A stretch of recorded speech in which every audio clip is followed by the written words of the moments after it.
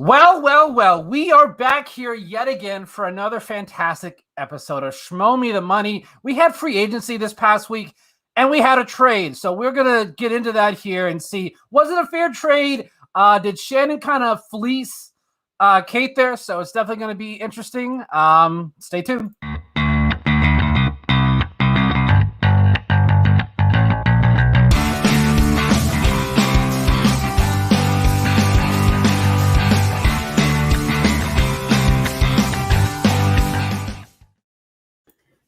Hey, Jeff, how excited are you to talk about the craziness we had on Friday with the Schmoedown free agency?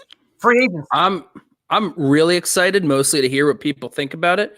I don't really remember much of that night, so I can't wait to hear from other people who do. Yeah. You decided to play a drinking game, which was real smart.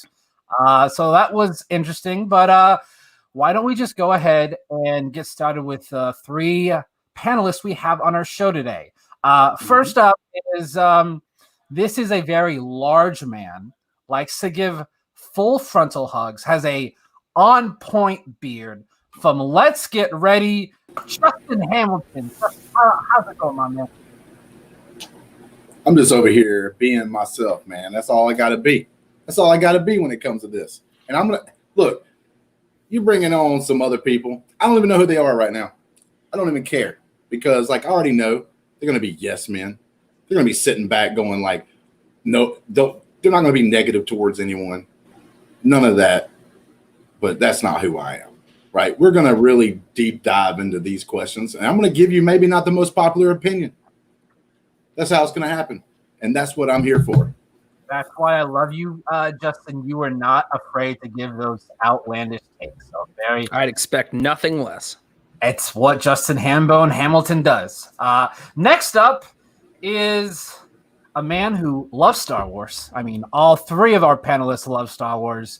He's also an Oakland A's fan, which I can forgive him for. Also, one of the hosts of one of the upcoming after shows in the Schmoedown space. We have Jake Berlin from A Certain Point of View. Jake. Okay. Two things. First of all, don't you dare bag on my Oakland A's. I will 100% come after you for that one. Second of all, Justin, there is absolutely nothing wrong with being positive about everything. There is nothing wrong with being positive about everything. Yeah, Justice for sure. Justice for sure. See that red light over here? Just a little bit. That red shade. Welcome to the Sith, my friend. The whiskey Bring it. Jedi. Bring it. Let's go. Let's go. And our final panelist. If you don't know this man, then you're not in the Schmoedown space. Like, I'm pretty sure I could ask any single person. They would know who this man is. He is on the back-to-back Schmoedown Podcast of the Year, Mr. P to the L to the D. How's it going, Mr. Paul? Oh, it goes well. I mean, first of all, Jake, when's the last time Oakland won anything? Wow. You know what? I don't remember. If this is going to be you know what? Let's talk some baseball. Let's really get into it because I can talk baseball all day long and throw it right back. Yeah, sports. Let's go, man. Let's go. Man. Let's do start it. talking about that. You're going to put me to sleep faster than the games do. Sometimes. Let's go. Okay. Get out of here. I'm just going to say this right now, guys. Enough about sports. Yeah, no. I'm going to say this right now. I mean, this is my fault, though. This is my fault. If I ever decided to get rid of this glorious thing that surrounds my face known as a beard, my mustache would be better than PLD's. Wow. Well, all I got to say about that, Jake, is I'm the best host at LGR, and I'm not even on there half the time. That is true. Jesus. I have We got a Paul Dinuzzo situation. I got a question for the panel real quick before we get going. Whose beard is better, Justin or Kong's? Ooh, that's a good question. I'm leaning towards Kong. I'll be honest. Kong got. I'm not gonna. I mean, I like Kong. Okay. Before we need to get on track here. So, we had Schmoedown free agency this past Friday. It was, for the most part, pretty predictable. There was a lot of these, are they going to go there? They're trying to fake us out. I was getting a little tired of it because it was like they were all doing the same thing. They're not going anywhere. But the big story of free agency, Marisol McKee initially signs with the Dead. I believe it was the final signing of the night. So definitely a lot of us were like, all right, so she's not going to Corruption. Pump your brakes, kid. Pump your brakes. Rundown was not even 10, 15 minutes later. Christian comes on and announces that a trade has happened. Marisol McKee was traded to Corruption for a 2021 first and second round pick. So Kate ends up having the 3rd, the 8th, and the 9th pick. There's been a lot of talk about this here in the space, but why don't we just go ahead and get started? Justin, did Kate make the right move, or should she have tried to get more picks or maybe something else from Shannon for Marisol? Listen, it would be easy for me to come out here and just join the Facebook haters, right? Like this, like, oh, that was the dumbest trade of all time. It was the dumbest move of all time. But that's not what it was. That's not what it was. Like, tell me one person that Kate could have got on her team that would have made her team even more talked about. Or let's look at it. You look at her 2 players that she signed beforehand. Name anyone that's left over that puts her into being like one of the best factions out there. You can't. Because no matter if she would have got Mark Kanopik or Andrew Demolanta, does her team become one of the best out there because of all these other teams and what they did with like Finstock Exchange and with the Dungeon and other ones. Like, you already got the 3 locked down. Like, that's probably one of the most solid teams with Shannon Barney. That's why they won the faction title. Adam Collins and Corruption being on that team. Like, you're not going to make a move that's going to put you past those, right? So here goes the thing. She was like the Grand Moff Tarkin on the first Death Star. And things just didn't pan out like she wanted it to, right? As the Death Star starts crumbling around him and everything else, you have to make moves. And what she did was she made a move. And that move was to sign someone to be able to go out. And when you look at it, there's a lot of talent there in that draft. She gets 3 of the first 9 picks. And with that, she's going to be able to do something with that and build a team around it. Not only that, she's going to be able to proclaim that she's the underdog team of the league all year long with nothing but misfits and castaways. And sometimes that's all you need to be able to make yourself a faction that's going to come out and surprise people. Don't be shocked if you see the Den towards the top of this faction standings when it gets close to the end of the year. All right, Justin yields his final 15 seconds. Some solid points there, but we'll see what our 2 other panelists here have. Jake, it's basically the same question. Should she have tried to maybe get an additional pick or maybe done something else? Because a lot of people say that Shannon kind of took advantage of Kate there. So was it a fair trade or was it not a fair trade? It was absolutely a fair trade. You look at it, and Justin made a good point of saying that, she gets 3 of the first, 9 picks in the draft. Think of it this way. She's going to have 5 players by the time 9 picks come around in the draft. Everybody else is going to have 4. She's already going to have half of her team built, or just slightly under half of her team built, by the time the first pick in the second round comes around. Imagine all of those people inside those first 9 picks that she can pick from, and she has 3 options. And a point that can also be made is that after Kate's season last year, and I love Kate, I do, and she's making a turn this season, what other players would have signed with her?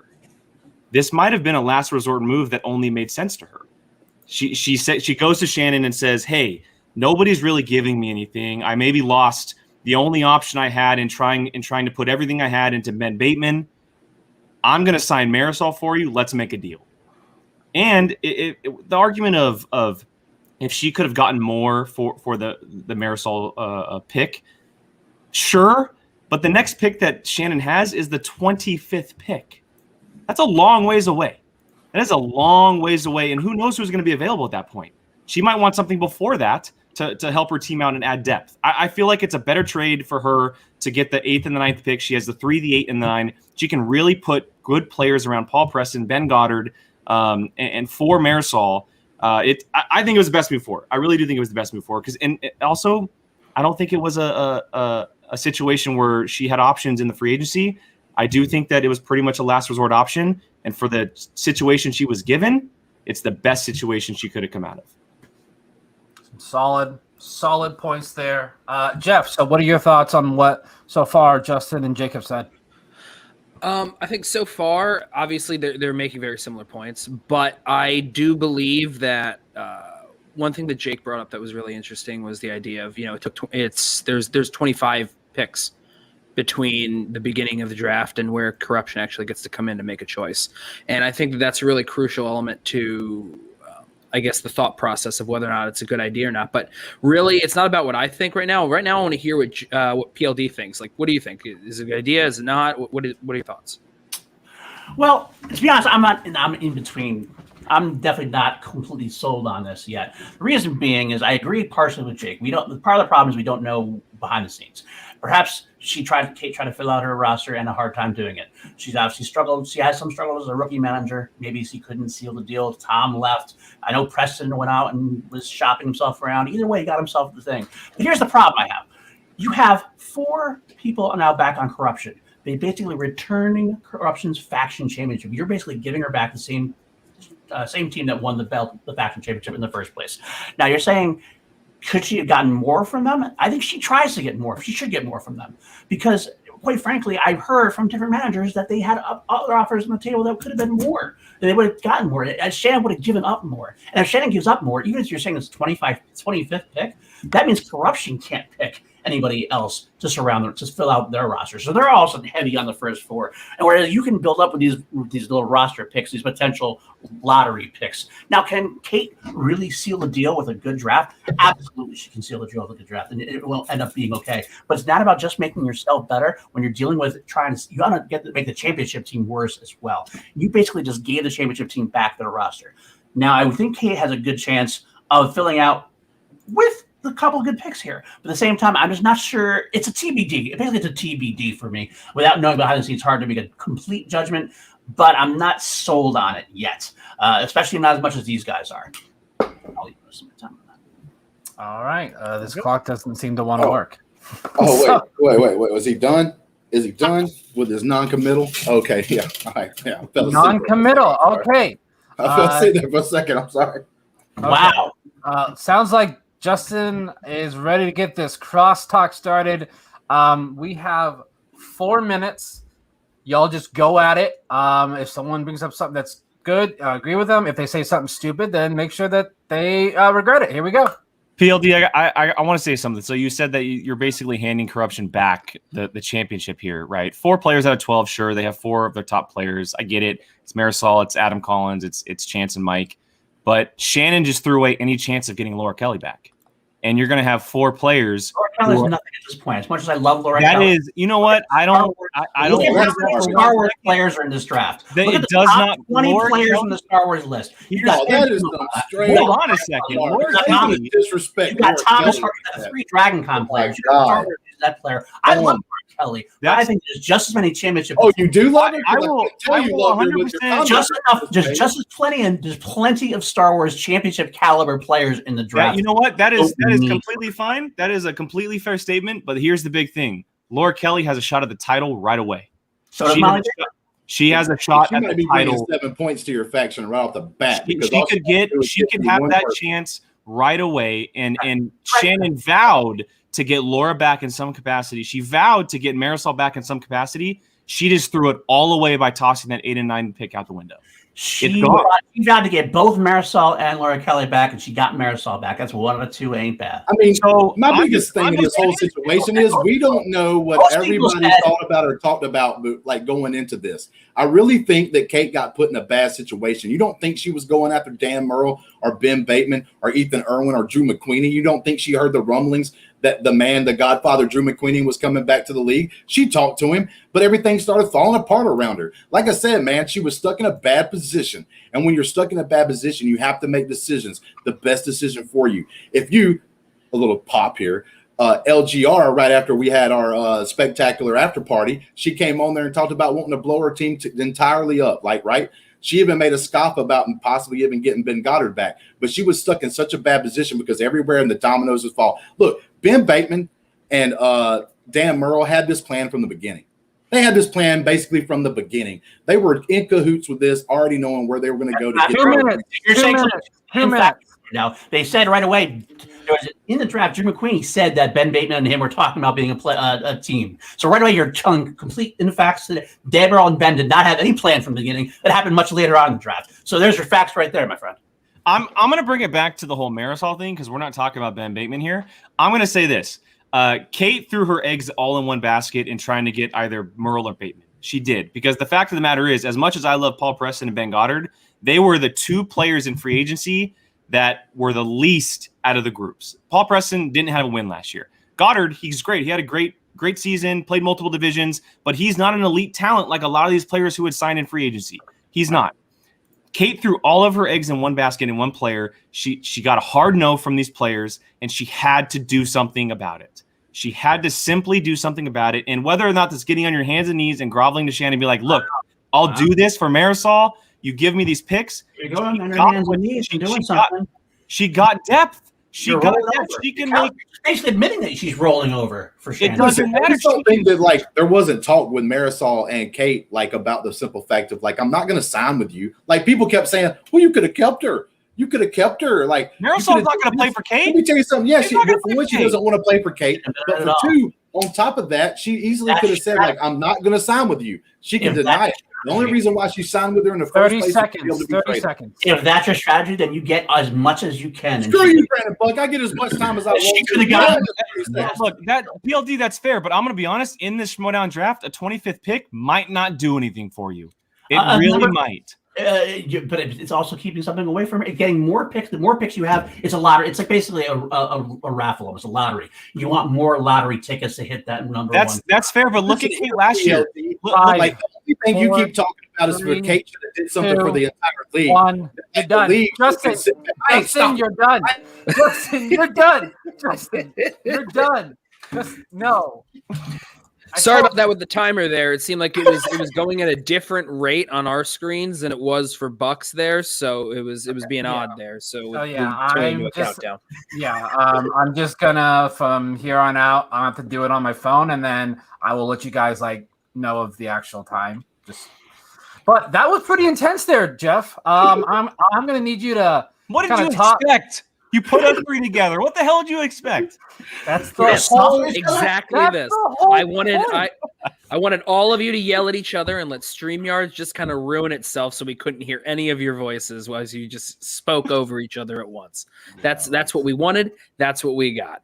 I thought that there were a lot of really great points that were actually brought up amongst everyone.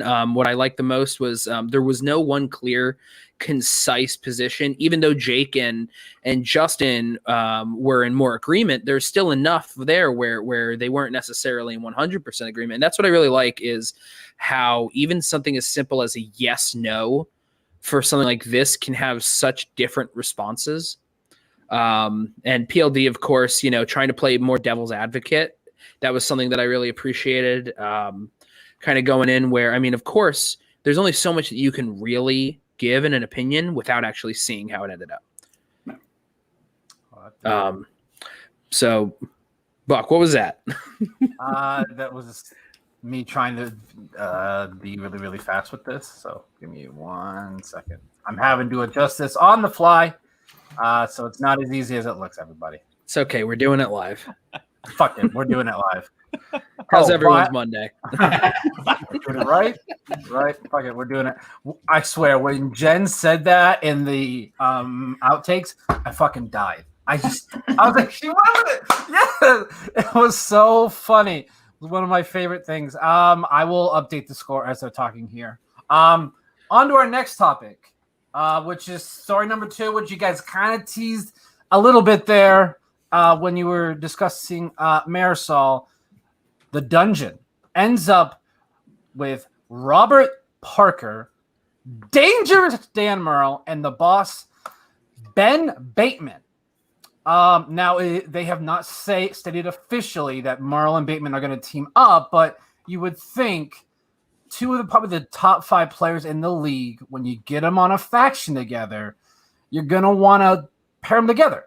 Like it makes sense to do it that way. So it's going to be interesting here. Starting with Jake on this one. Is this going to work? We have seen this in the past with these big time players trying to play like Guy and Irwin last year. It didn't really work out very well. Is this gonna work? This major team up with basically two of the best 5 players in the Schmoedown right now. I'm sure it'll work, but I don't like it. I think that, and I have this big question mark of who signed first and who followed, right? Which player came in after the fact? And I have a feeling, and this is, I don't know if this will ever happen, but I have a feeling that Merle went first and then Bateman followed. And if that is the case, to me, Bateman just conceded as, okay, I'm not ever going to be as great as Dan Merle. I'm going to join him. This is very much to me a Kevin Durant situation when he joined the Warriors.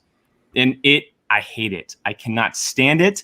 I don't want to see these guys on the same team together. This is a little bit of a different situation than Rocha and Merle. The rivalry wasn't as great. They didn't have the matches that Bateman and Merle have, right? The comebacks that Merle has made on Bateman, the kind of drama that has happened throughout this season. It ruins what this kind of competition with these elite players are all about. Now, it very well could work. They might be better than the Founding Fathers. Their knowledge is better. Bateman's a better player than Rocha. Merle is obviously Merle. The two of them could work very well. But I don't want to see it. I want to see them face off against each other for a very long time. I want to see a Bateman-Merle 3 where Bateman might get that 15 seconds. Chance. And so, to me, it just feels like that kind of cop-out situation where Bateman says, you know what? I've played this guy twice. He's come back on me twice. Why not join him so we can win instead of me trying to beat him and be on the same faction? I get the faction title is a big thing. I get that. But the singles title is also a big thing as well. Hey, he went over time. You docked him. You didn't mute his mic. Hey, you know what? You went over time by like 30 seconds last time, so shut it. Okay. It's getting a little chaotic, but this is exactly what we're going for. Moving on to Paul. Paul, you have a very intense, close relationship with Ben Bateman. Almost too intense, being a third appendage and whatnot. Anyways. Yeah, like you're a little bit. Now, obviously, you're a fan of Dan Merle on this one. Like, same question. This is another super team. Christian, the commissioner, has stated he does not like this idea of a super team. Like, or at least Frank tweeted that out. We'll see if that's Christian also said this on the Stereo app today as well. He's not a fan of these super teams. He says they've never really worked in the past. So, will this work? Why or why not? All right. First of all, I just want to counter that what Jake said. First of all, he must have forgotten that Rook and Merle had a big rivalry for quite a long time. Ben and Dan, you want to see them fighting each other? What happened last year? They were on the same faction. They fought all year long. That could still happen. You can still have Ben and Dan challenge each other for championships. That's not going to change anything. But having Ben and Dan together, having Ben part of the best gamesmanship of the game of the entire game at this point, and you got Dan Merle, who is the GOAT, putting that together. Ben wants to fucking win.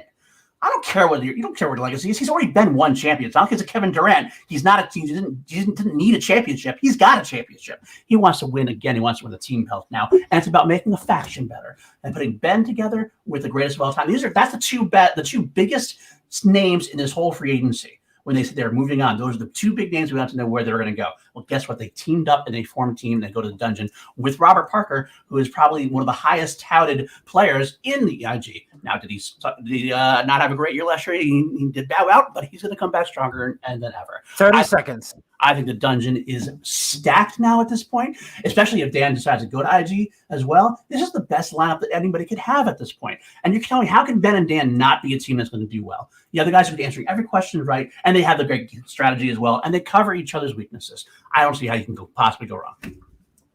All right, you had 10 seconds left, so if you want to say anything else, you can. I don't need to. Okay, bye. No-brainer. Ben and Dan? No brainer. Interesting. No brainer from the man with no brain. Got it. No brainer from the man with no brain. No brain, all mustache. But speaking of facial hair, ham bone. I mean, you got to have thoughts on this as well. Like, what do you think? Is it a good idea? Bad idea? It was a bad idea to have this kind of topic on here with PLD over here, butt kissing Bateman, butt kissing Guy, and everything else he can. I'll tell you that much right now. With that being said, there's two ways to look at this thing, right? So you have the manager's view. The manager's view, no doubt, 100%. Like you would have to be off your rocker. You would need to be put in an insane asylum if you didn't think that Kaiser won the signing special. If you didn't think that Kaiser won that, you just need to go ahead and stop watching the Schmoedown period, because I'm going to tell you right now, you don't know what you're watching, because he won. He got IG locked up. You know, people can say whatever they want to about Robert Parker being a little bit of disappointment or whatever. The dude's like a 94% accuracy rate, and he lost to a guy that had to go almost perfect.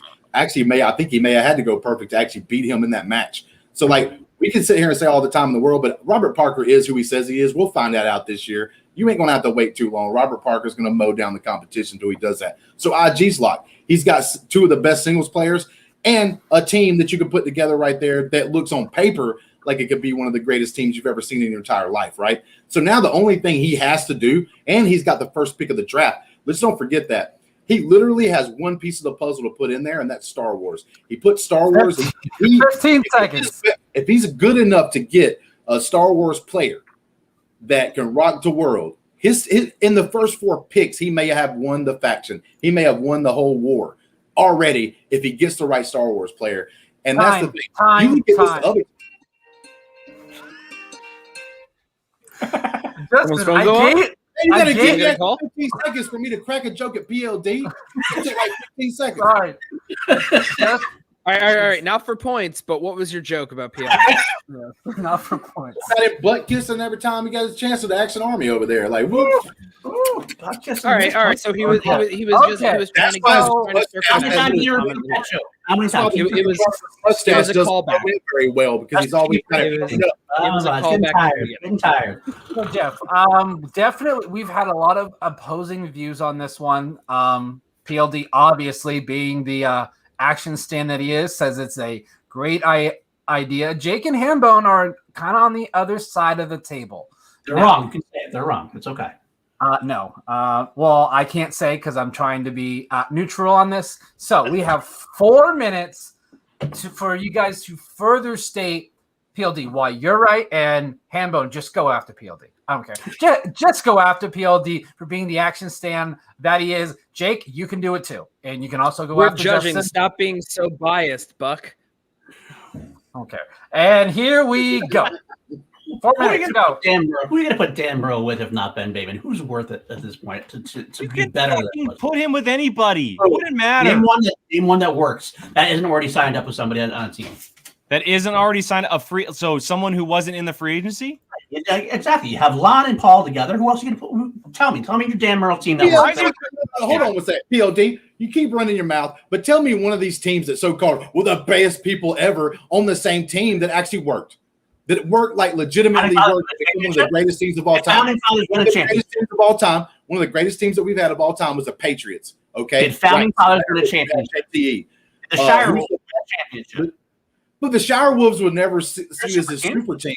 They love the You're saying right now. You're saying they turned out to be a great team, but nobody was like, "Oh my God!" Really? No one was surprised. No one was excited when Clark Wolf and Rachel Cush again. Yeah, of course they were. They were two of the greatest women competitors that we've ever had in the Schmoedown. But people didn't see that team and go, "Oh my God!" They wanted them to win, and it turns out that the Shire Wolves turned out to be a great team, just like the Patriots did. But nobody was over there talking about, "Oh my God, world beaters! They're going to go through and beat everybody and just dominate." They started doing it. Until they started doing it, they earned their reputation, which is better than it getting handed to you. Let me step in real quick, because PLD is making this point about the Founding Fathers, and I get it, right? John Roca, it's Dan Murrell. Do you know what the Founding Fathers' overall record was? Record doesn't matter. Belts. If they win a belt, they won one. They won one. A lot of other teams have one. That is it. One of the best teams in the league right now. Then they won one belt. Okay.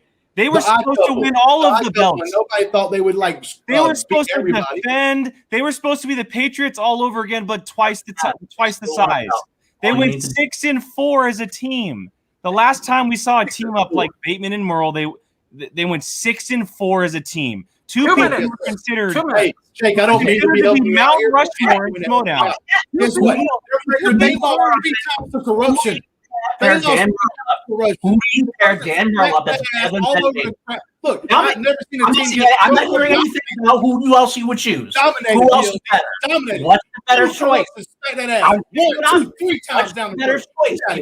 Give me a choice here. It's anytime better. I haven't heard anything yet about that. Name one team that's better at this point. That would be a better choice. A better team than Tick. Then Bateman. better than Bateman and Merle? I could see Ethan Irwin and Liz Shannon Miller. You know why? Because Snyder and Draco like team for Dan Merle. For Dan Merle to team up with. in different Liz Shannon Miller. Liz Shannon Miller. Then Ben Bateman. Listen. The reason I say that is because Bateman and Merle's knowledge is very similar. I'm going to end with this right here. I got to end with this right here. What's going to be the team name of this team? And we'll find out as the year progresses. Because it's either going to be Team Goat or Team Choke. Because guess what? Ben Bateman is going to sit over there, like Jake said, run and hide behind Dan Merle and trying to talk crap as he's looking over his shoulder and everything because he ain't got the balls to go take care of Dan Merle by himself. Bateman talks all this stuff about being the lead in command and making moves for all these other players while talking to him. He just conceded and became the second in command. Sit behind Dan Merle. You think he's going to like being that? At the end of the day, it's all about legacy. 30 seconds. Hey, Ben Bateman, I need to ask Ben Bateman something. Let me tell you something. While you're standing behind Dan Merle, tell me how sweet the aroma of Dan Merle's fart smell, because that's where you're going to be, right behind him all year long as we're sitting back here watching the game. Because you didn't have the guts to go after Dan Merle. You didn't have the guts. He ain't got the guts, POD. They're going to be a one-and-done team after this. 5, They're going to be 4, 3. They're going to have a 3-2 record. They're going to be nothing. Bro, I got to apologize. Time. All right. Bateman right now, so like I need to apologize to Bateman because I smelling farts. Jeff, that was. I'm sorry, Justin. That was the funniest thing. This is after round 1. So just pump your brakes. After round 1. Don't worry, it's very different now. Yeah, I just have to update it, and it's not as easy. Man, that's funny. Oh, that was interesting, Jeff. Can you just talk for like 30 seconds? Yeah, man. I mean, it was really great to watch Jake and Justin team up while PLD just sucked the long dick of action for like 2 minutes. But I mean, PLD also has good points that he likes to make too. But I mean, come on. One of the best parts about this is just seeing that Justin is just here to yell as loud as he can for the longest sustained breath that he possibly can. And I mean, it was hard to hear some of the points there. Zach did make a comment, did make a good point in the chat here of don't be afraid to use the mute, which maybe we will in order to help try to get people to say stuff. Hey, I do want to point out the fact that I see the last 2 arguments when it's been open conversations, I don't say a word.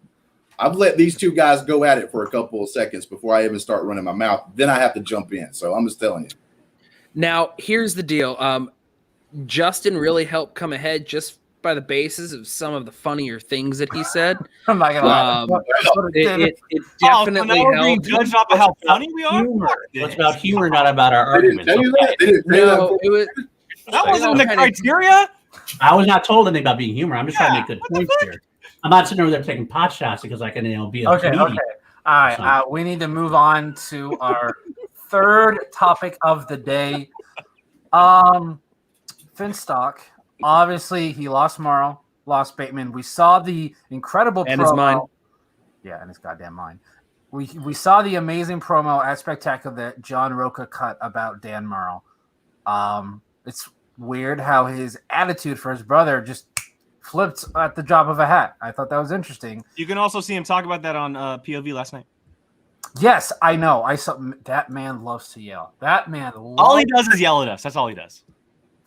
Oh, trust me. He yelled at me at the chat on Friday. Like I was like, "What the heck?" Like, Were you talking about Roca? Yeah. So Roca.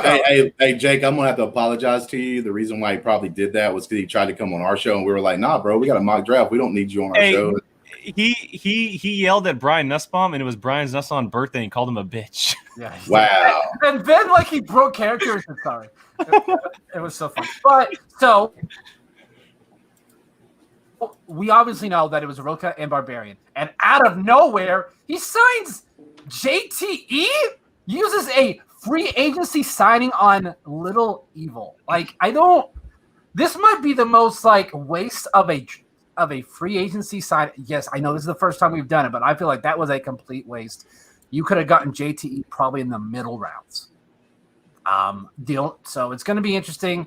Paul, what were your initial reactions to seeing JTE signing, and did Finstock make the wrong move? It's hard to judge if he made the wrong move because I almost think no one else wanted to sign with him. I think JT was not plan A. He was not plan B. I don't think he was plan C, D, E, F, or G. So with that in mind, I think he did the best he could. Does that make it any better? Hell no.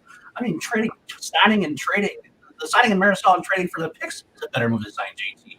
JT is a has-been at this point. He was a legend of the time. He was a legend of the time. He went to run with the Patriots. He hasn't played it forever. I think he's going to do it. He didn't spell any better. That is, he can't answer any better. And he got beat by an Olympian at one point, or they're not even a Schmoedown player at this point. You're going to make these your third person on your team. Are you kidding me? There's about 30 people in the draft nowadays before JT, and there's plenty of other people out there I would try to entice. Now, maybe he did try to entice but failed. If that's the case, I don't know, man. But hell, I would take Brandon Hanna over JT at this point. There's plenty of, so how could you? 30 seconds. And there's no explanation in my head that's right, except for the fact that he knows Finstock and he knows he can work with Finstock. Hell, JT and Roca never got along together as far as they were big rivals. Now putting them together, Roca can't even get along with anybody at this point. Roca's the biggest ego on the team. He splits up the founding fathers. He's going to work with JT of all people, who's much more brasher and obnoxious than Merle. There's an explosion waiting to happen. It's one of the worst things they could have done. 5, 4, 3, 2, 1. Interesting points there by Mr. Paul. Hey, Paul, you might want to re-plug in your mic, by the way. Sounds like you're very far away. Nah, you don't have to do that to his mic. He's not making good points anyway. It doesn't matter, bud. Yeah, that's exactly. I'm just saying so that when we have don't need to hear anything. We don't need to hear anything. See, I'm trying to be more funny now because that's part of the criteria. Yeah, that was actually pretty funny, Jake. I gotta give you props. Okay. All right, now Hambone. You're pretty close with Finstock. You're on his channel. You do a show there. Were you surprised by this signing? Well, let me tell you something right now. Unlike PLD earlier, what he did with the Action Army's backside. No, here we go. Literally, Kate doing what she did. Finstock should be sitting up there thanking the gods, the old gods, the new gods. I don't care what gods you want to thank, but he should be thanking them that Kate did the move that she did. Because although I don't think what Kate did was bad, for whatever reason, a lot of the people, fans of the Schmoedown, think so, right? So it's been turning people's eyes away from the Finstock Exchange and looking at the den, right?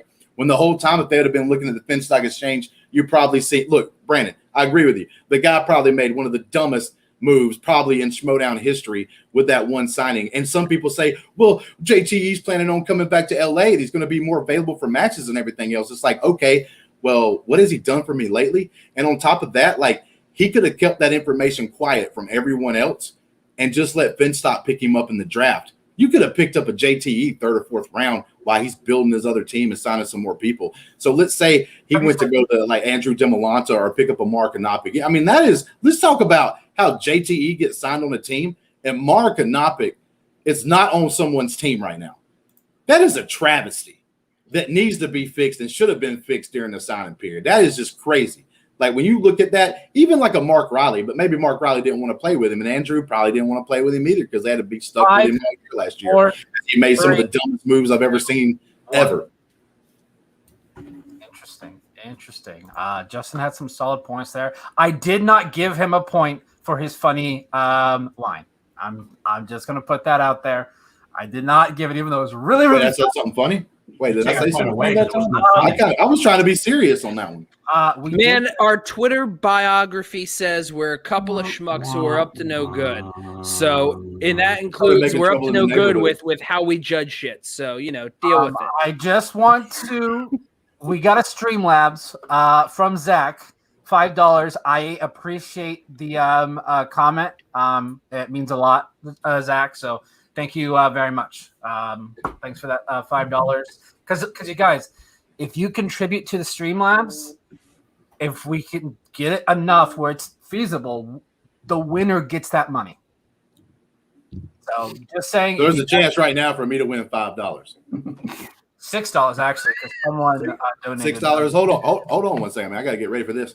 I mean, $6 in man. Alabama can buy my kids' education for like 2 years. Yes. Okay. All right. So moving on to our final. Oh crap! I got to mute myself, didn't I? I'm sorry. Yes, you did. Well, I'm excited that I now get to agree with Buck. I guess that winners get to have the money. This wasn't discussed about previously. We discussed this last week, by the way. We said this on the show last week, if you were paying attention. But moving Definitely on wasn't. to Jake there.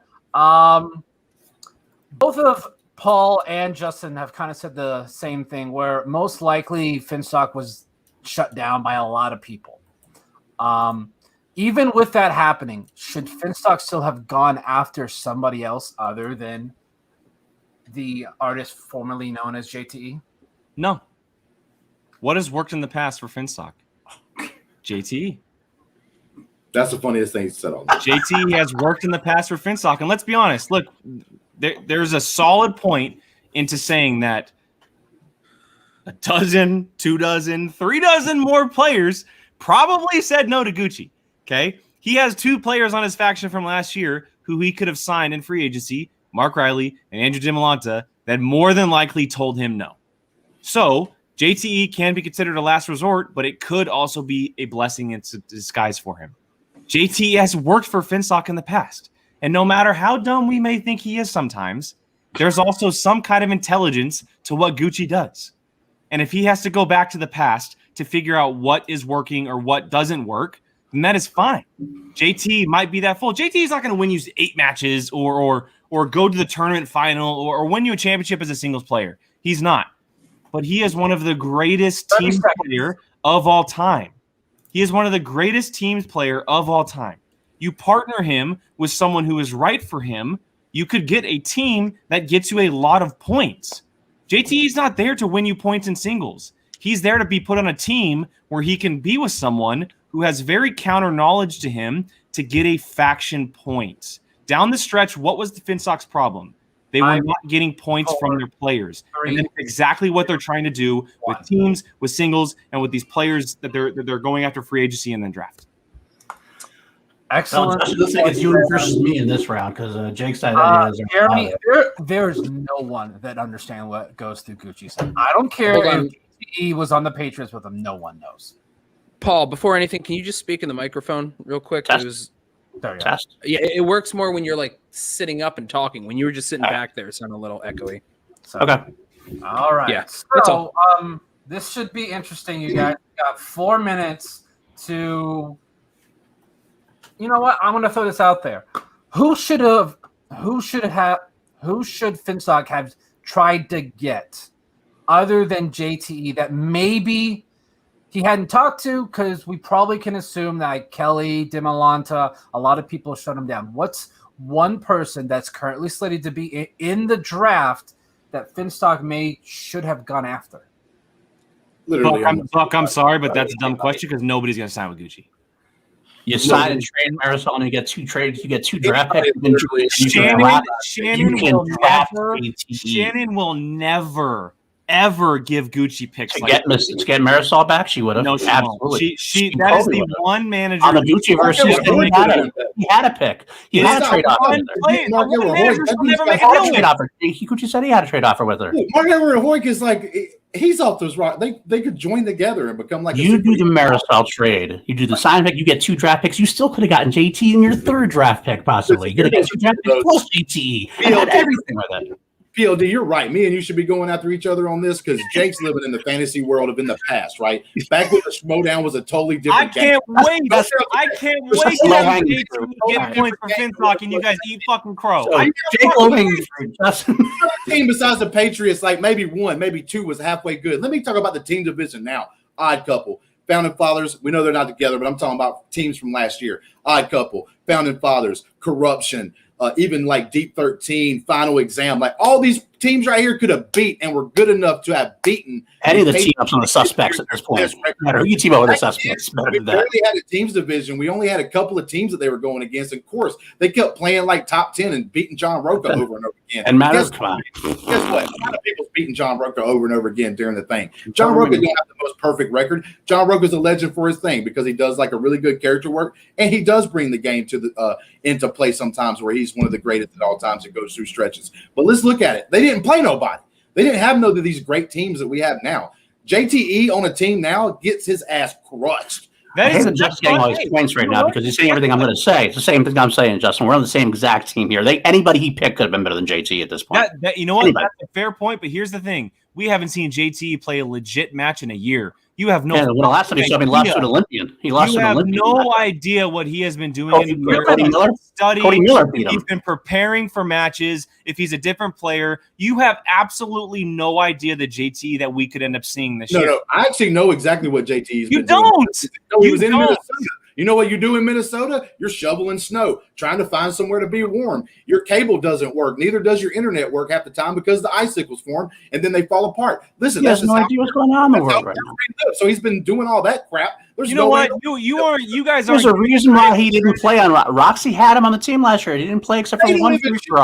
He was going through life things. Of course he didn't play. We're playing on Zoom. I think I could sit down in an apartment. Was he busy every second of the day? Guess he what? Sit on a Zoom and play? Come on now. Drew McWeeny could have been the same thing. You could say the same thing about Drew McWeeny. Drew McWeeny left last year as a championship level player. Right. You're comparing. Are you comparing JTE to Drew McWeeny?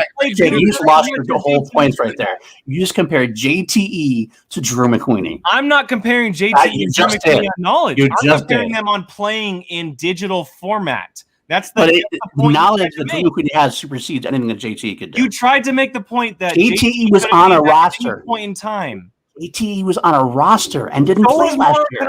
And she was going through life stuff. Guess what? But she had a reason. Happens. JT just didn't play because he wasn't good enough to play. No, you know what? I don't believe that. I don't believe that. Come on, bro. If the internet was working so good, Jake, like you're trying to make it out to be in Wisconsin or wherever the hell JTE is an originator of this sport. He is an original of this sport, and there is no way. So is Josh McCouga. And so is Mark Riley. You're not crying tears for him being in the draft. Mark Riley's been a former two-time champion. And he's in the draft right now. Mark Riley could have been taken back on defense. I said it. People could have been taken before him. That's fine. All right. Which is why it's wrong. So basically admitting you're wrong. It's okay. JTE, oh my God, Finstock. Like, thank you for giving us this because I swear sometimes you are just what I still can't wrap my head around. No one saw that Triceratops. Is like a 6th or 7th round pick. What? God, how many? I want to respect Jake right now. I do want to respect the man. Like win or lose, I don't care. Like this is all. Jake, I'm doing that right now.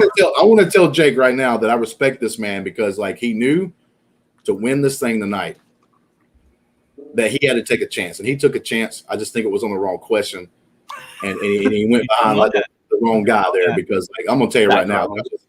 That was the look. Come on, bro. You trying to defend that dude? Come on, man. He can't even say Triceratops. I can't even say it right. He's some fucking. Guess what? Triceratops or something. Spelling doesn't count in the Schmoedown right now, so that doesn't fucking matter. Well, when you misspell it that bad, it does. The key word on that one is now. It doesn't count now. But pronunciation does, and he would be losing on all. I wouldn't be surprised if the Star Wars division spelling starts to be like count. So here's our updated score. So we got one topic left, and the top 2 get to go to that final question.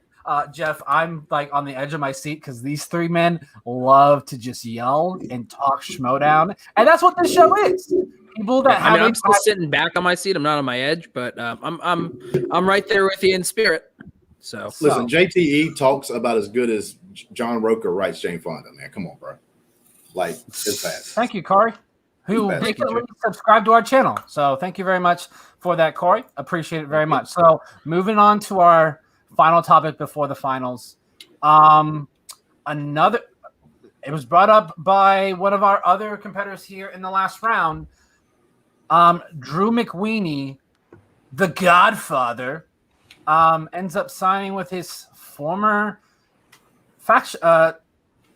teammate, Sam Levine, for the Usual Suspects. Now, how this whole thing transpired on him, why McWeeny is back in the league, is a very fascinating story. I actually really enjoy it. It's a lot of cutthroat, like Game of Thrones type of stuff. So has me very excited here. McWeeny rejoins the Suspects. Justin, What? Why do you think he came back? Why do you think the Godfather came back? Oh no! Unlike a lot of our other characters that are involved in the Schmoedown, what are you laughing at? What happened? You froze like right when you're about to answer for a second. You almost like froze, like, You Okay, you here we go. froze up, and it looked like you were about to like eat the screen. It looked pretty Nice. funny. But okay, so like, unlike a lot of other characters that are in the Schmoedown that relies on like character stuff, right? I don't think McQueenie's one of those players. So like when he comes on and he cuts, say, a promo or he's talking about things that happen, I don't think he's going to be one of those that like fudges the story a little bit to make it sound more dramatic. Like I really think he came in because he was being promised something. And then when that promise fell through, it was like, nah, bro, this is like the second time I played this game that I've kind of been like left on the side. First being Sam Levine and then possibly being like a bit, Guy, but then like Guy sort of came back. It's kind of a weird thing, but then he left Guy. So like I don't really count that one because of that. But because he got kind of his revenge on him, I guess you would say. But that's the kind of stuff's been happening to Drew McQueenie. And with that being said, like I think what he was saying was the truth. I think he came back and he was going to come back to join a team. Then that fell through, and then now I think he wanted to be able to go out there and showcase what he can do, and he can do it. Some solid points there by the Hambone of the Let's Get Ready to Talk Schmoedown podcast. Jake, because Drew has not had a match in just about 12 months. It was like one of the first few matches where he retired last year. Are we going to get the same Drew McQueenie, or is he going to be a little rusty because he's also doing these through StreamYard, you think?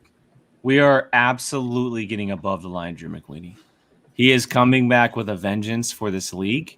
Okay, if you remember correctly, when they were going for those title belts and the passion that he had when they won matches, when they were facing the opponents they had, that is the Drew McQueenie we are getting, plus more. He's coming back for revenge.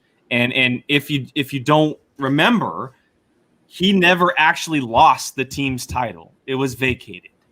He is coming back to whoever he's partnering with, whoever he's partnering with, and even in singles, because he was never able to get to that point in singles. He wants that belt back, and he's going to play for the guy that he won that belt with. He is going to be making an absolute just hurricane of a run, and he's going to stomp this league and bring back a vengeance that nobody has ever brought in this league before. We are going to be truly getting the Godfather of Drew McQueenie. It is going to be happening. We saw that in free agency last week. This is a different Drew McQueenie. This is a new Drew McQueenie, and it's a hungry Drew McQueenie. He is coming back more knowledgeable, more hungry, and more fierce than ever. And look, everyone should be looking out. Everyone, Adam Collins, Dan Merle, Ben Bateman, everybody, and whoever he is partnered with, they are the luckiest person on the planet because he is going to be elevating his game and making everyone around them scared of him. All right, you had 5 more seconds. You want to say anything? I yield my time. He yields his time, quiz show. Yields his time. So, it's some very good, solid points there by Jake Berlin there. Mr. Paul Dinuzzo. So Drew McQueenie is probably one of the best teams players that we've seen, no doubt. Who do you team him with?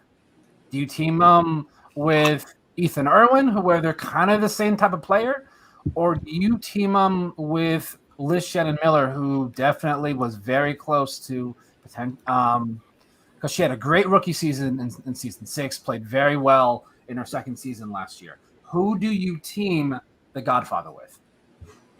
Well, to me, honestly, this question goes beyond me. If I'm Sam Levine, I talk to these three and see what they want to do first. Because quite honestly, you could any combination, Ethan, Liz, Ethan, Drew, Liz, any of those combinations could work. They all have great knowledge. Liz has hunger. Drew has hunger. But if I had my choice right off the top of my head, I'd team right with Ethan Irwin. You take the 2 top players who are proven knowledge people, and you just let them go at it. I'm obviously, before I'm a fan of the Ben and Dan team up, this would be another super team for sure.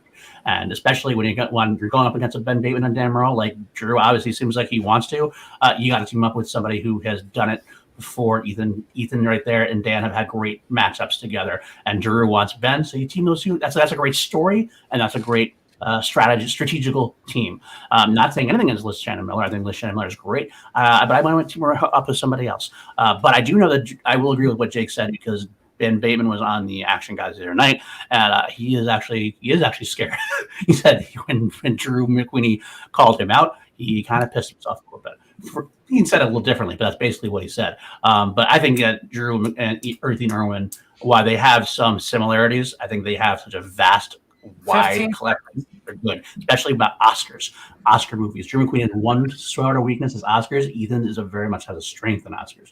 Right there, that one category alone makes him 4, 3, 2, 1. So yeah, they all had very solid points there, Jeff. Now we got our most entertaining part of each topic, where all three of our panelists just go after each other. Wild. It's buck wild. It is definitely buck wild there. That's the name. That's in the segment now. Buck wild. Somebody getting butt naked. No one said that, man. No one said that here. So 4 minutes, you guys. Talking about should Ben Bateman be scared? And did Ben Bateman piss off the wrong person? Like, could we see a Drew McQueenie that has like this fire in his eye? Like, is he just gonna go through this league this season? And if you can, like, if you also think that, did Paul make the right thought of, like, could it be Irwin, or if you think that there's someone better based on what you see at hand at the moment. I mean, it does play into whether or not it could scare Ben or not. I mean, we want to see Ben scared in general. Bateman absolutely pissed off the wrong person. Okay, I agree with that. Bateman came into this league at a time where McQueenie was kind of on his way out a little bit, right? He wasn't with Sam Levine. They had disbanded. McQueenie was on his own. He's trying to find a place in the world with no Sam in the league anymore. And Bateman was very much making his stamp on this league. Bateman has never faced someone like McQueenie before. Yes, he's faced Merle plenty of times. I get that. But when you get the godfather of the Schmoedown, there is no one that can scare him like Ben Bateman like McQueenie. Okay, and to the point of who can team best with McQueenie, I do agree that it would be Ethan Irwin. And the great point of they have very different counterpoints of knowledge. McQueenie is incredible in 80s movies and more of a blockbuster feel because he writes and he reviews. But Ethan Irwin from that studio executive side, okay, he has those Oscar films and sometimes of those indie films because that's what he watches as an executive in the film business. But Liz can be a really good point to that because she knows a lot of knowledge in this day and age of film as well. And she has a lot of different types of films. This right here is like it's the same thing over and over again. I'm just going to tell you right now that when it comes down to it, that he's going to be scared. But the biggest thing is, it's like sometimes you do at least have to see what you're going to be scared at because, like we talked about earlier, he's going to be hiding behind like Dan Murrell's back this whole time because he couldn't even face Dan Murrell. And now you pick a fight with McQueenie as well. Yeah. So he's going to be like, he's still facing Dan Murrell. Oh, come on, McQueenie. You both keep saying this hiding behind Dan Murrell thing. He might face Dan, Paul. He can face Dan Murrell. You're saying he won't face Dan Murrell one still? He can't because Kristen made the rules to where the only way there's no way that they can never face each other. They can't face each other. No, the only way is a tournament, and that's wishy-washy because then both players have to win and make it all the way because they're going to be in different quadrants. Ben will want that. Ben will welcome that. He said that. Scared from one guy just to piss another guy off.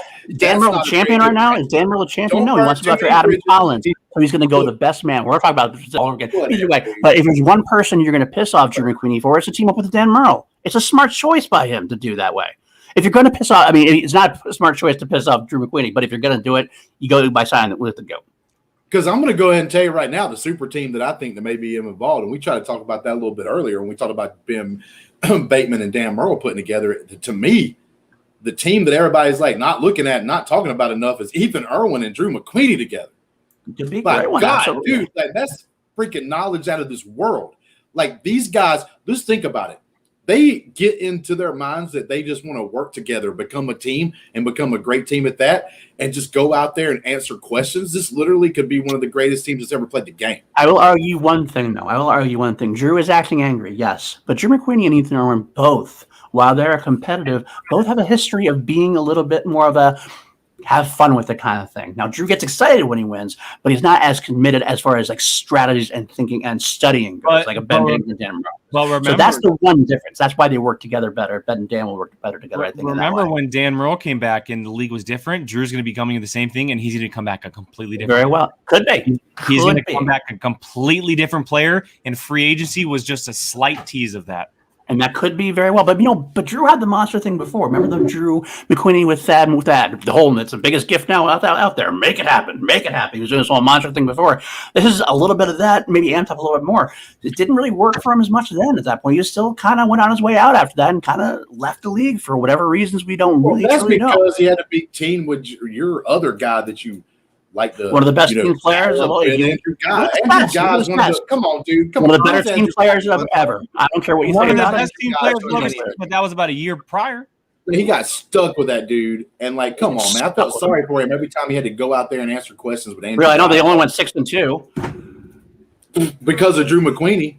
You think that was Andrew because Guy of had a great round one? Oh, it was. Andrew Guy did his part. You think Andrew Guy did his part? You think McWeeny wanted to be go from Sam Levine to Andrew Guy? No, I didn't say he did. I'm saying he did, and he did well. He now has the opportunity to play with someone who may even be better than Sam Levine and Ethan Irwin. Like, I agree with that aspect. I'm not arguing that. I'm just saying that the two of them together, they're not going to be the studying type, and they're the kind of guys who have a good time. They're kind of more, I don't want to say lackadaisical, but they're Drew McQueeney when he misses questions. Oh, okay, but it happens. Ethan Irwin smiling about it. We're going to see it. Maybe we're going to. Maybe we haven't really yet, though. Okay. We will. When free agency was a taste. Man, yeah, but you can't prove that until you do, until we see it. So that was. You got some doo-doo takes. Doo-doo takes. Doo-doo takes. You know all about doo-doo takes, Justin, so I'll trust you on that. Doo-doo takes. Wow. Okay, Justin. That was okay. No. Like, I feel like I just want to take a point from Justin for saying doo-doo take on air. Like, I'd be okay with that. Well, Buck, do you want to take a point from him? Do you actually want to take a point from him? I do. And he's going to be so pissed about what causes it, too. Like, Justin, like, really? Doo-doo take. Like, how old are we, Justin? Whoa, man, I got a kid. I gotta speak like I'm like speaking to a child sometimes because I'm used to that because I'm not a bad father. I try to be a good father, man. A good father figure don't go around saying shit takes and stuff out loud like I do. You just made me cuss in front of my kid, Brandon. Thanks. Thanks, Brandon. I did not make you do Yeah, you did because you tried to say something about my language because of like what I wanted to be a little more PG-13 and didn't just cuss at everybody. Justin, we were tied, and Justin says doo-doo take, and he's now. We were going to have a three-way final. Justin says doo-doo take, and he's gone. I ain't gonna lie to you. It's my show, Wes. I can do whatever I want. I stayed up last night. I went to work at lunch today. I didn't get off until 9 my time. Then I had to come home and rush to get to my house as fast as I possibly can to do an interview that we did with the ghost, Andres Gallagher. And then my food got cold because I had to jump straight from there to over here, which I tried to eat really quick before the show. And then as the show went on, my food kept getting colder to where I was like, nah, man, I just got to give up. So you saw me eating some of my sandwich. Yeah, I was eating some of my sandwich on camera. Do it again. This is on just. It's a level. So hold on. Let me peel back the curtain real quick on this. During this conversation, the points as we're tabulating in our Google spreadsheet, it's going right back and forth. It keeps evening out. And Buck messages me in here, three-way tie or three-way final round. I'm like, are you sure you want to do it this early? And it's like, it's going to happen this way. I'm like, it looks like it. All right, fine. And then right at the last second, he decides to be like, doo-doo take? What the fuck, man? We were right there. I had doo-doo takes, man. That was some doo-doo takes. Okay. Justin is not going to be in the finals.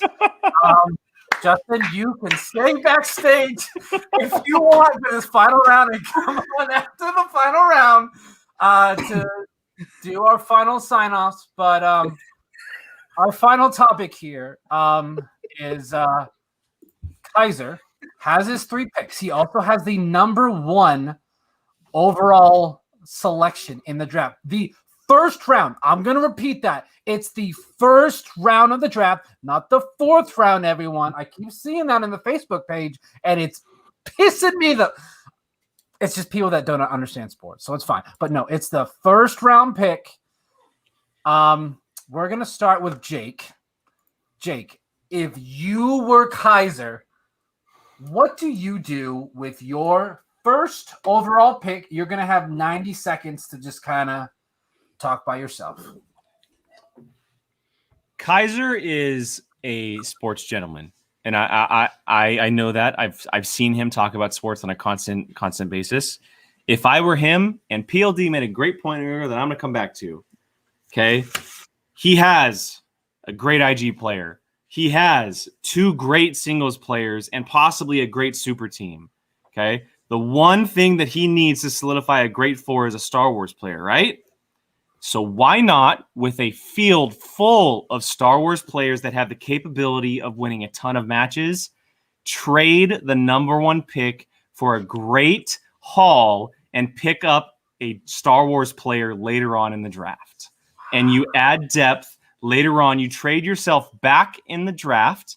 You get someone who isn't a Laura Kelly, who isn't an Andrew Dimlanta, but take a chance on a Star Wars player who has been there, possibly a Molly Damon, possibly a rookie like a Zach Burkett or a Thomas Harper, and you get yourself a rookie or a player in Star Wars who has just been on the cusp, and you get yourself points in a division that is going to overtake what IG is this year, and then you add depth earlier in the draft rather than later in the draft. You get players who can support Dan Murrell, Ben Bateman, Robert Parker in the middle part of the draft rather than committing to later part in the draft. That number 1 pick is a 4th free agency spot. And the amount of stuff that he can get for that from some faction is enormous. And the Star Wars depth chart is enormous to get someone as well. I'm going to be honest. I did not expect that. I did not expect Jake to bring up the trading it and getting a nice haul back. Because, yeah, like you said, there's a lot of Star Wars rookies. So it's going to be interesting to see how that transfolds. Mr. Paul Dinuzzo, PTL to the D, PL Daddy, what are you doing if you're Kaiser? I do like the trade idea. That's an interesting way to go. But I think there's one way better, and it's more of an obvious choice to some and less to others. I'm taking Mark Anopik. Why? Because there's 3 IG players in this draft at this point. You have Robert Parker getting a second IG player who also happens to be the partner of Dan Murrell. Makes him happy.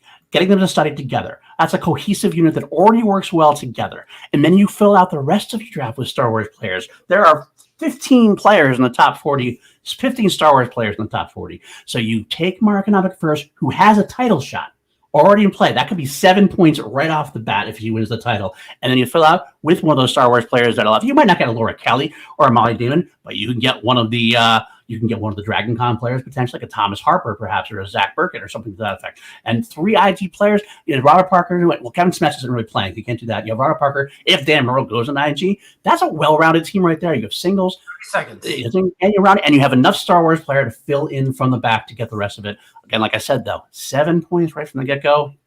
I think that's the way to go. You've got 20 seconds left, so I don't need to say any more than that. That's fine. Okay. I made all my points. You're good. All right, solid man. I'm just gonna say you guys are tied, by the way. You had 20 seconds to say something else that would put you ahead, and you were like, "Nah, fuck it, I'm gonna tank myself."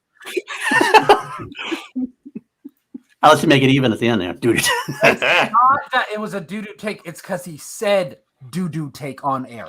That's no, he said PLD. They're making fun of PLD. Don't read into it. You biased piece of shit. All right. So with these final 3 minutes, because there's only 2 of you, we're gonna go 3 minutes here. I just want you both to kind of go more in depth on your pick. So Jake, maybe say what to get back for that first round pick, and then what player maybe he takes with one of those picks, and then Paul, just more in depth on. Well, I want to counter PLD just for a quick second here, because He had mentioned taking Mara, which I think is obviously Mara is probably the highest valued person in this draft right now going forward. Her and Laura Kelly, arguably. But why would you want to have 3 IG players on a team with your first 4 picks if something like Star Wars is being set up as the division to go for in 2021? Because there's plenty of players to pick up. You also deprive anybody else of filling out their IG. Do you really think that Mara and Dan are going to want to play in the same faction? Yes, absolutely. They're going to want to play the same faction. Absolutely, they would love to play with each other. They have to study together. Come on now. Absolutely not. Anyway, getting back to my points. Why do you think Mara didn't sign? Why do you think Mara didn't sign with anybody? You don't think she got offers from people? Because she knows who has the number 1 draft pick. Because who has the number 1 draft pick? She knows that Kaiser has the number 1 draft pick. She knows that Kaiser has the number 1 draft pick. So she's like, this could be a package deal for me. I could not sign with anybody and get reunited with Dan Murrell, and here I am. That's fair, but here's the thing. Guess what? The biggest issue Kaiser had in 2020, season 7, was depth. He did not have depth on his team. And if he trades that number 1 pick, he can add an enormous amount of depth to his team. But most of the people that are there are Star Wars or IG. Those are the ones that are stacked with 8 players who could be giving him points on a constant basis, 10 players who could give him a chance, multiple IG players, multiple Star Wars players, while you have Dan and Ben raking up points in the IG tournament. Possibly teams. Potential players there. You already have a Dan Murrell. You already have a Ben Bateman. They're going to give you plenty of opportunities when they don't. Since they don't have the belts right now, they're going to. What happens if they have the belts? They're not going to be playing as much as everybody. They're playing more. The belts are getting played more. The belts are playing more. And there's going to be plenty of players available. Who are you trading? Tell me in this hypothetical trade situation. I haven't heard yet who you're trading to get. You get a bunch of second rounders, you get a bunch of third rounders, and you're filling out your team by the 4th or 5th round. You're trading 1 pick for a lottery for a bunch of lottery picks. It's a number 1 pick in the draft for an IG. You're going to give up. You're going to give up a championship match right away. The point systems are more for champions now than they have ever been before. You're denying anybody else from filling out an IG roster. So therefore, you're going to control that IG tournament potentially. 30 seconds. Possibly, but here's the thing. We've seen in the past, and who knows what happens this year, but we've seen in the past that belt holders don't play as much. Belt holders do not play as much. What happens? What happens if Dan Murrell or Ben Bateman win the singles belt? What happens if they win the teams belt? What happens if a Robert Parker or Mario Knopic win the IG belt? You still have Robert Parker or Mark Knopic. If Robert Parker or Mark Knopic win the belt, come up and play them. They still have that Robert Parker. That's the reason why. That's the exact reason why. Mark Knopic wins the belt. You still have Robert Parker to play. That's it. You can get depth without it. We're done. Whew, that was intense. I'm still floored by the fact that Jake brought up trading the pick. I didn't think of it, but depending on what you get back, it could really set you up because it's not just that overall pick. You got to think your whole faction. Does this set you up to win the faction standings? Because Christian brought up now with this merch. If you buy merch for a particular faction, it gets put into a pool, and at the end of the season, that faction gets it. So that's a decent incentive. It just depends on the competitor. Is that enough for them to fight a little bit harder to win? So that was a very intense. But our winner, and they're undefeated on Schmoe Me The Money. We got Jake from Certain Point of View wins 116 to 114. Bullshit. What's up, PLD? Bullshit. Let's go. So that was a great episode. Justin, just lay it on me. I know you're angry. Come on. Elijah. Yeah.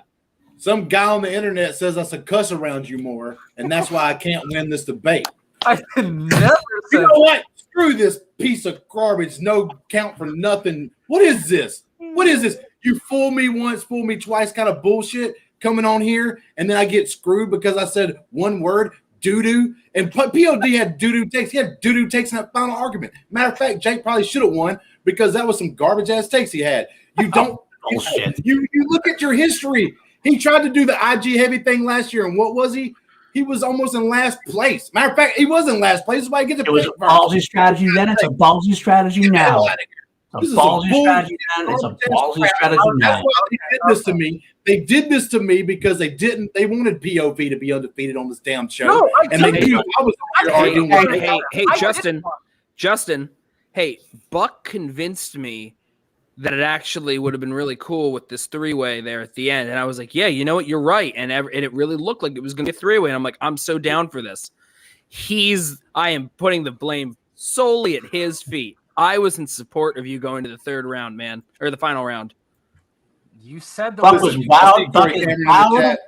Bro, Corey Cameron, ASG, man, y'all the homies. I love you guys, man. I know that y'all are backing me up 100%, but that can't fight against the tyranny that is like this Brandon Buck or whatever the hell you want to call him. The quiz show Jeff over here. Man, look. I don't even give a damn. I said I was coming in here. I wasn't going to be going along with everybody's choices and the fan favorites or whatever. But I made this shit entertaining with Paul Dinuzzo on the screen with me. You know how hard that is? I could probably work with Jake a little bit, maybe a little bit with Jeff the Quiz Show. But you know what? PLD's on here, and it's late at night. People trying to fall asleep, and I'm having to keep them up. I should have just been asking me on his show. You keep asking me on your show. You keep wanting me to be your LGR representative with you. So why is that? Have you ever heard of the word? Okay. We're gonna wrap this up. Back to Jake Berlin from a certain point of view. Jake, where can everyone find you and your Schmoedown show? A certain point of view all over YouTube. Schmoedown POV on Twitter. Myself, Qui-Gon Jake with 2 N's because someone else took it before I did. I gotta say, I know we gotta go, but Buck and Jeff, you guys got something special here, man. This is a lot of fun. I had an absolute blast going up against these two. We have a lot of back and forth on Twitter and other shows and stuff, but it was truly a lot of fun doing it with these two. So thank you guys so much. I'm so glad that we got to hear your certain point of view tonight. And Paul, where can everyone find your stuff? At Paul_Dinuzzo on Twitter. You can find me on the Call to Action, the two-time back-to-back winning podcast, Schmoedown Media Award winner, Chill to Action, bi-weekly show with Danny interviewing Schmoedown personalities. That's it. And Justin, we're really happy that we were able to call you to action tonight here. It's okay for y'all to make these dad jokes. You know what I'm saying? These terrible jokes. It's okay to duck points from yourself, Brandon, Buck, and Jeff. Man, I didn't duck points from you. I said I wanted you in the last cuss now. Thanks to you, Brandon. Where can we hear you talk? Where can we get ready to listen, hear man? you talk? You can find me on the Let's Get Ready Network. We try to have as much fun as possible. I know it's appealing to sometimes get those shows that are so like put together and everything else, and like we do have the serious talk along with just having fun, man. We just like having fun with the fans, period. We don't care. I love both of these dudes right here. Like I just like to be loud and everything else, and I was like kind of tired, so I had to do something to like pump myself up. You were definitely loud, Justin. Not only do we do Let's Get Ready to Talk Schmoedown, but we do a sports show over there. We're doing reviews now, LGR reviews, where we're reviewing right now WandaVision, and we're going to start doing movies and maybe even some trailer reactions pretty soon. We've got a website. We've got the Holocron over there where we talk Star Wars. So we got a bunch of stuff going on over there, man, and appreciate everybody that supports us and does everything else.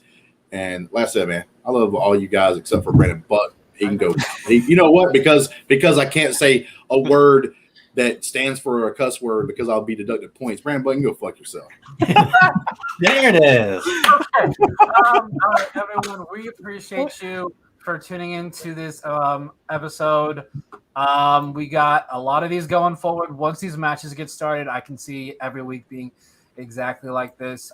You'll have to check us next week when we talk draft. Hopefully we have some crazy things to talk about. I am expecting round one to have one crazy like trade, or someone takes like someone that's very high or low on Frankie Numbers draft board. This is going to be interesting to watch.